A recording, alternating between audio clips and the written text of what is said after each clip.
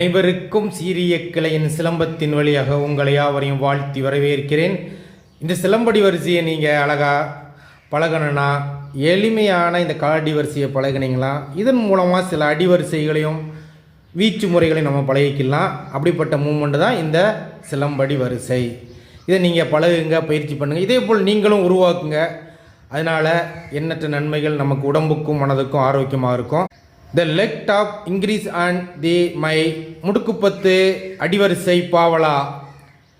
This my Bhaskaran leg movement and stick movement, body movement. My stick practice that is most suitable for face of mind and mental happiness in this silambadi. My silambadi silambam Tirunelveli முடுக்குப்பத்து Bhaskaran சிலம்படி வரிசை. Let's all get along